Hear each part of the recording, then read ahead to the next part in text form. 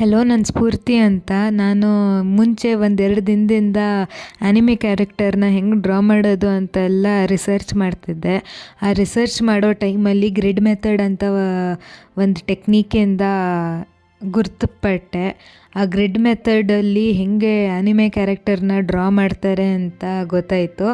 So ಅದನ್ನು use ಮಾಡಿ ನಾನು 2 ಕ್ಯಾರೆಕ್ಟರ್ನ ಡ್ರಾ ಮಾಡಿದ್ದೆ. ಆ 2 ಕ್ಯಾರೆಕ್ಟರ್ನೂ ನಾನು ಕಮ್ಯುನಿಟಿ ಪೋಸ್ಟಲ್ಲಿ ಪೋಸ್ಟ್ ಮಾಡಿದ್ದೆ, ಹೇಗಿದೆ ಹೇಳಿ ಅಂತ. ಆದಮೇಲೆ ಅದನ್ನು ಇವಾಗ ನಿಮ್ಗೆ ಹೇಳ್ಕೊಡ್ತಾ ಇದ್ದೀನಿ.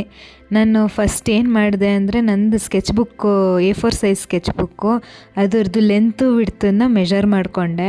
ಆ ಲೆಂತ್ ನನಗೆ 28 ಸೆಂಟಿಮೀಟರ್ ಅಂತ ಬಂದಿತ್ತು.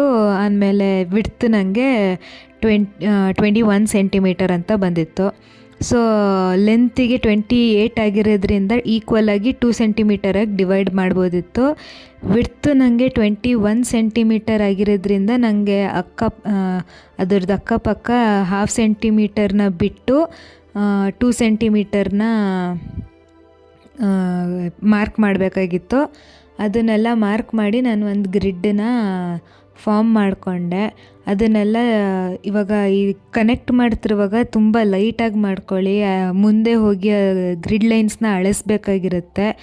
ಆಮೇಲೆ ವಿಡ್ತ್ ಇದರಲ್ಲಿ ನಾನು ABCD ಅಂತ ಮಾರ್ಕ್ ಮಾಡ್ಕೋತಾ ಇದ್ದೀನಿ. ಅದು ಒಂದು 10 ಬಾಕ್ಸಸ್ ಏನೋ ಆಗಿತ್ತು ವಿಡ್ತಾಗಿ. ಲೆಂತಲ್ಲಿ ನನಗೆ 14 ಬಾಕ್ಸಸ್ ಆಗಿತ್ತು.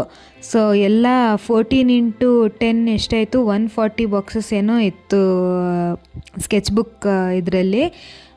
ಎಲ್ಲ ಬಾಕ್ಸಸ್ಸು 2x2 ಲೆಂತಲ್ಲಿತ್ತು. ಅದನ್ನು ತುಂಬ ಲೈಟಾಗಿ ಡ್ರಾ ಮಾಡ್ಕೊಂಡಿರಿ. ಮುಂದೆ ಹೋಗಿ ಆ್ಯನಿಮೆ ಔಟ್ಲೈನ್ ಎಲ್ಲ ಮಾಡುವಾಗ ಮಾಡಾಗಿ ಆದಮೇಲೆ ಅದನ್ನು ಕಲರೆಲ್ಲ ಮಾಡ್ತಿರಲ್ಲ, ಅದು ವಾಪಸ್ ಅಳಿಸ್ಬೇಕಾಗುತ್ತೆ ಗ್ರಿಡ್ ಲೈನ್ಸನ್ನು. ಸೊ ತುಂಬ ಲೈಟಾಗಿ ಬರೆದಿರಬೇಕು. ಆದಮೇಲೆ ನಿಮ್ಗೆ ಬೇಕಾಗಿದ್ದರೆ